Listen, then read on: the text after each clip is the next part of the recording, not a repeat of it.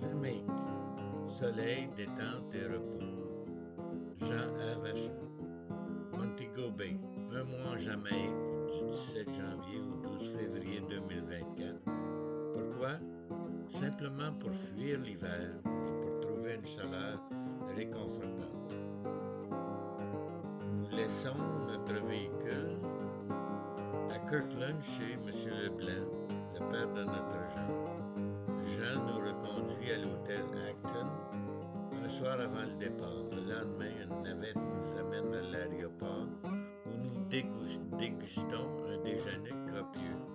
5 heures plus tard, nous atteignons notre destination, Montego Bay. Comme dans tous les voyages, les vérifications à l'arrivée sont chaudes, longues et épuisantes. La déception.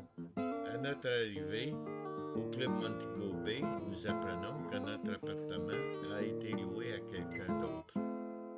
On s'excuse, mais notre déception est grande. On nous offre alors un autre appartement pour un soir, mais nous devons attendre plus d'une demi-heure car la chambre doit être nettoyée. Quand nous nous y rendons, déception à nous. C'est vieux et minable. Nous allons immédiatement au bureau administratif et nous demandons un remboursement complet. Nous apprenons alors que nous avons droit à 50% du montant payé. Peu importe, nous ne voulons pas habiter dans ce trou un mois de temps. Le lendemain, notre logis s'avère un peu mieux. Nous décidons donc de transformer notre mauvaise fortune en perspective plus positive. Nous restons. Avec peu, nous préférons nous contenter en jurant de réserver un tout inclus au prochain voyage. Vue superbe. Du 10e étage, nous avons une magnifique vue sur la mer et sur la ville. Le quartier est brillant, mais on s'acclimate. Tout est dispendieux. La nourriture se vend 3 fois le prix canadien.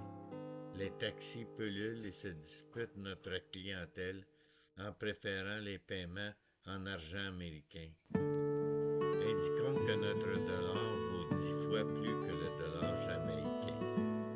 Malgré les inconvénients, la température idéale compense largement les inconforts et notre déception.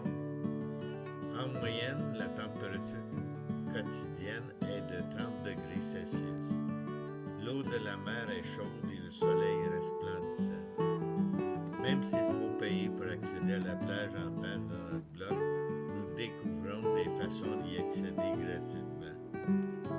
À l'occasion, nous allons aussi à la piscine de cette colonie de vacances, aux 3/4 à l'abandon depuis le début de la COVID. Rita prépare de délicieux repas avec peu de ressources. Heureusement, ma boîte Android offre une programmation télévisuelle canadienne ou française. Par ailleurs, le jeu de skip-bo matin et soir détend. L'amour nourrit aussi notre optimisme. Sous le soleil éclatant, je grille rapidement.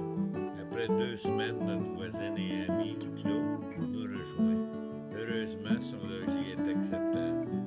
Pour Claude, ce voyage lui rappelle une période de vacances qu'elle a vécue en Jamaïque il y a plusieurs années à l'hôtel Decameron avec Pitt, son mari récemment décédé.